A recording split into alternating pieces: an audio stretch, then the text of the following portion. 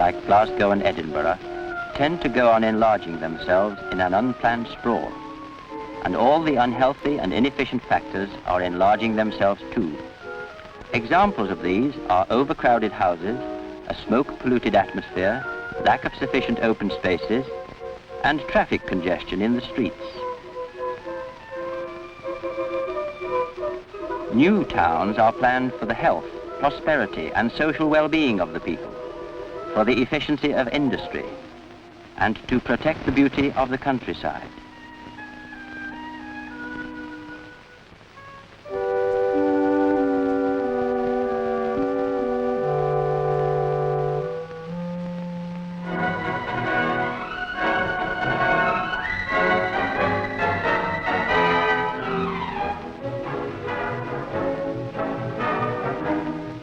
Such a new town is East Kilbride.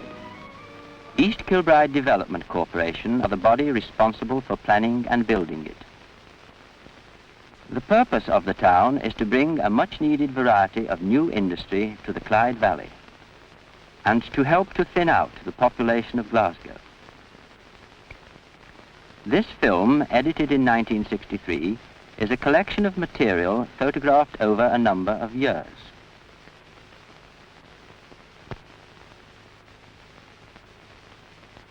Such as the opening of the 3000th house while Sir Patrick Dolan was still chairman of the Development Corporation.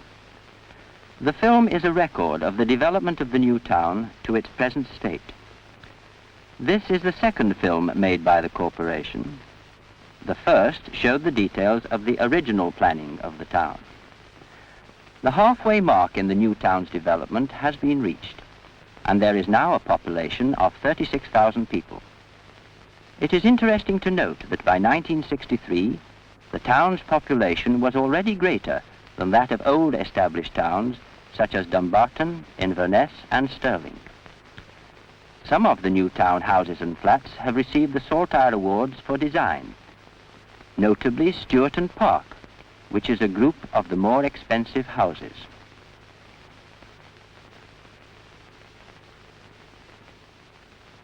Let us now have a look at some of the other features of a planned town.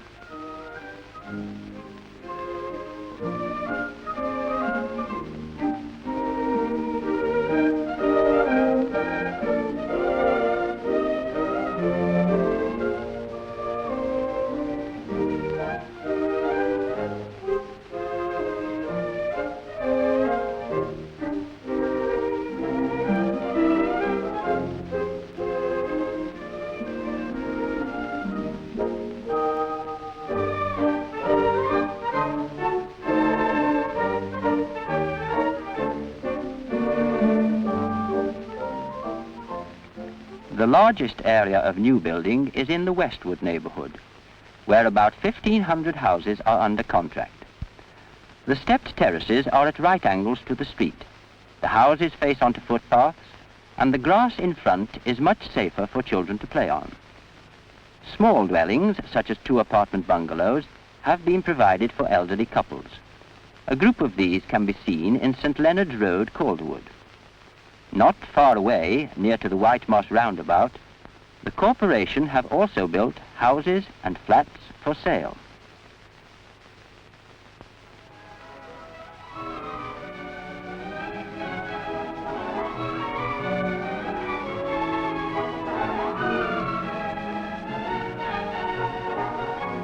The heart of the old village of East Kilbride lies at the parish church.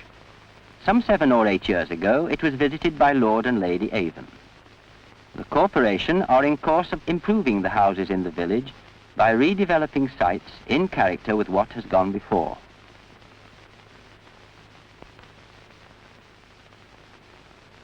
At Haremire Station, near to the well-known hospital, the green pastures of a dairy farm were given over to the site of the Waterlow factory. This factory, constructed with pre-stressed concrete beams, was the first in the College Milton area.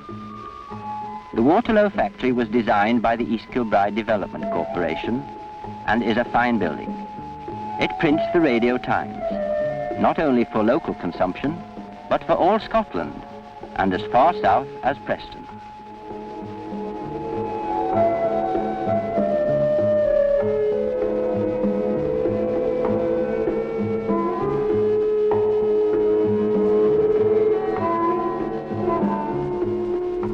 The factory has its own railway siding, through which nearly all copies of the Radio Times pass.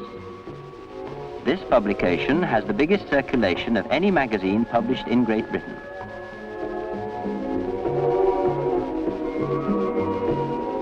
Another factory at College Milton is that of Carruthers, who moved out from Glasgow, thus helping the thinning out process mentioned earlier on.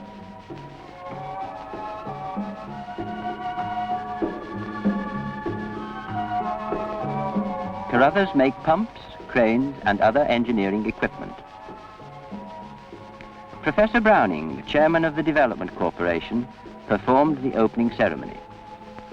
In this case also, the corporation designed and built the factory.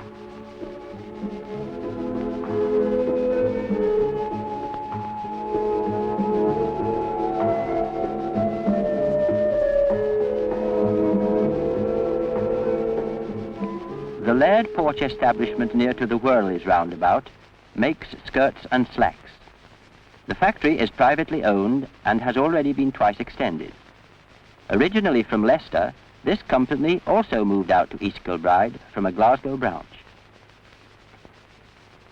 One of the first projects in the town was the National Engineering Laboratory. By locating it at East Kilbride, the government set the example in moving large establishments out of the big cities. The Prime Minister of Burma, U Nu, went to see it during his visit to East Kilbride. The laboratory has a long-term building expansion program, which has not yet been completed. Meantime, branch laboratories are in premises in Thornton Hall. The main function of the National Engineering Laboratory is to extend the knowledge of mechanical engineering science so that information is available to British industry as a basis for new designs and for the solution of current problems. Later in the day, the Prime Minister of Burma visited the Murray Primary School.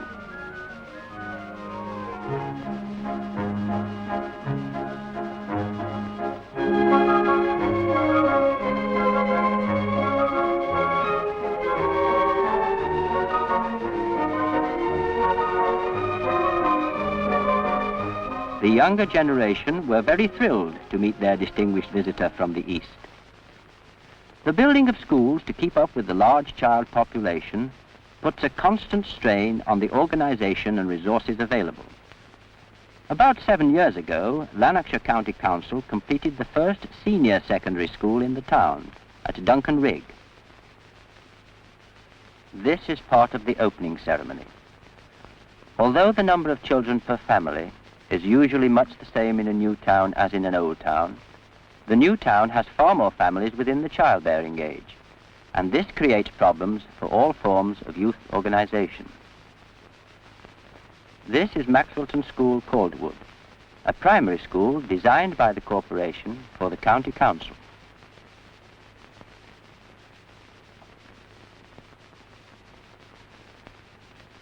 The whole future of the town depends on attracting industry to it.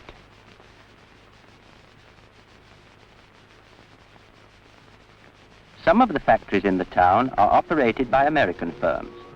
Here is the Sunbeam Electric Factory, which employs nearly 1,000 persons. Other smaller factories are built in advance of known tenants' requirements and then leased to them on a short-term basis. The smallest are called nest factories. The corporation also build advanced standard factories of about 6,000 square feet. These are situated in the College Milton industrial area.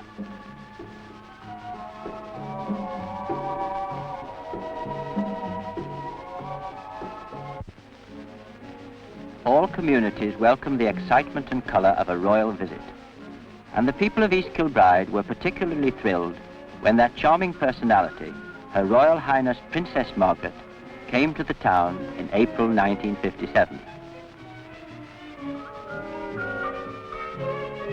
Her Royal Highness spent the forenoon touring East Kilbride, including a visit to Torrance House and to the National Engineering Laboratory.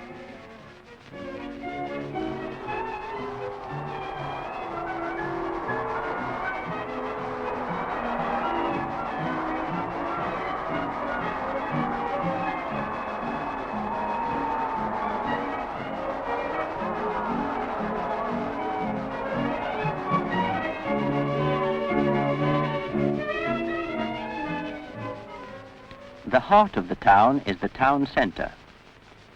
Here you see the first operations on the ground at the central area. In the early years, Princes Street was open to vehicular traffic. Later, the advantages of shopping in the safety and comfort of a purely pedestrian area came to be realized, and the conversion was made. Further shops have been built on the south side of Princes Street, and the Norwich Union are erecting a 10-story block of shops and offices at Princes Square. The office accommodation will create a greater variety of employment in the town, including jobs for the rising number of teenagers.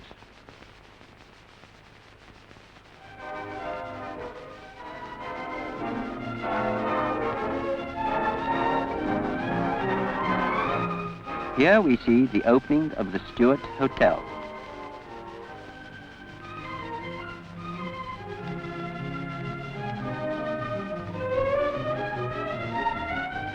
The ceremony was performed by Lady Younger. The town centre also contains the General Post Office and the fire station, and a start has been made on the Central Police Headquarters. A commercial firm provided the dance hall and bowling alley.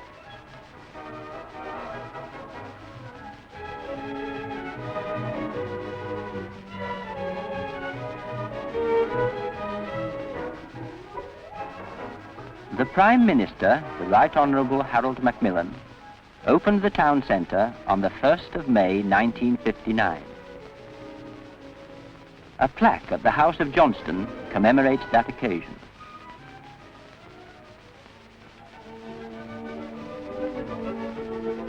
Subordinate shopping centres are provided in the neighbourhoods, and even smaller groups throughout the housing areas.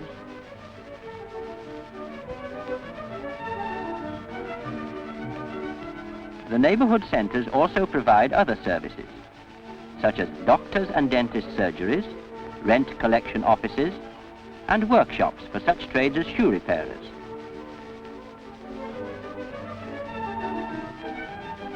Footpaths in the new town have been arranged so that it is possible to reach the town centre without crossing a busy road.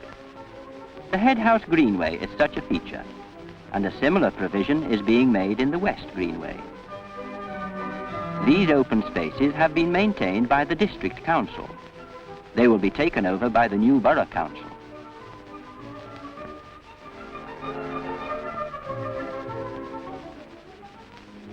A memorial near to the Priest Now roundabout commemorates the two brothers, William and John Hunter, the distinguished pioneers of surgery in the 18th century, who were born at this house in Long Calderwood.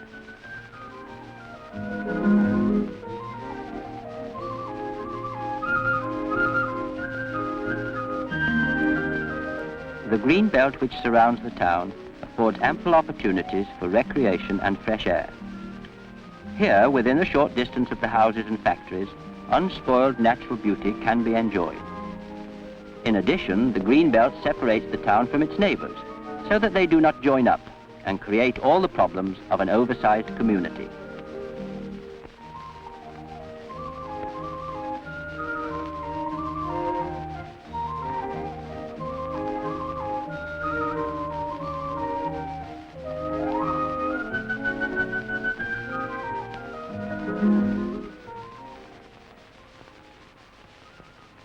Some forms of social development are hard to get going in new areas. Not so the churches.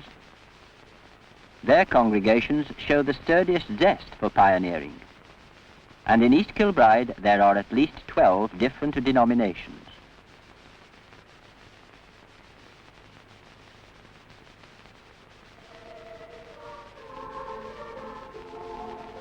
The problems of staffing and running Sunday schools in this youthful community are, of course, enormous.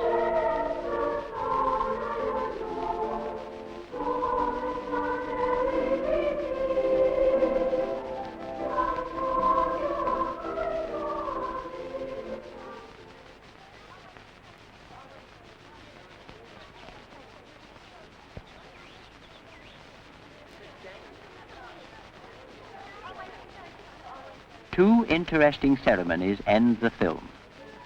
In May 1962, the Right Honourable John S. Macleay, then Secretary of State for Scotland, commemorated the building of a large new factory for Satchwell Controls Limited at College Milton.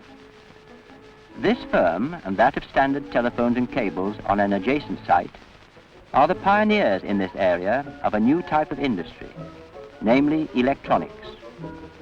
The coming of these firms marks a significant stage in the introduction to the district of the variety of employment mentioned earlier.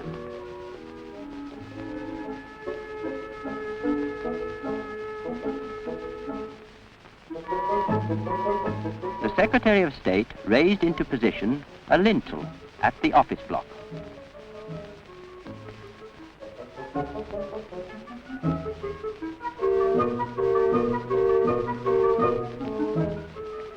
The success of the new town will depend on a broad selection of jobs growing in harmony with the building of houses up to a population double the present number. To crown the halfway mark, Her Majesty the Queen and His Royal Highness the Prince Philip, Duke of Edinburgh, visited the town on the 2nd of July 1962.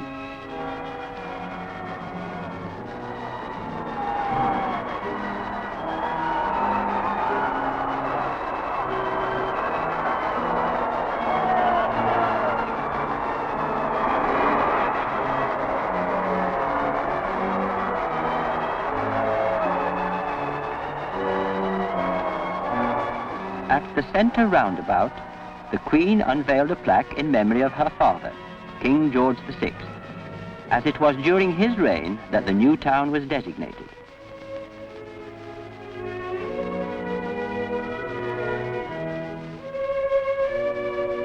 The Queen and Prince Philip thereafter visited Janet Gray's shop in Cornwall Way. Then they called upon Mr. and Mrs. Duguid at their flat in Park Terrace.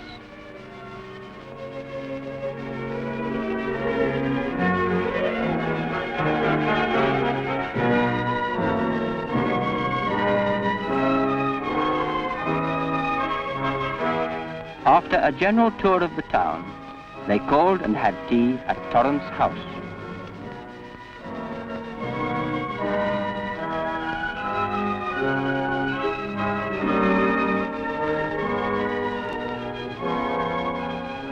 The purpose of a royal visit will have succeeded if it spurs us on to greater effort in making the town the right kind of place in which to live a full life.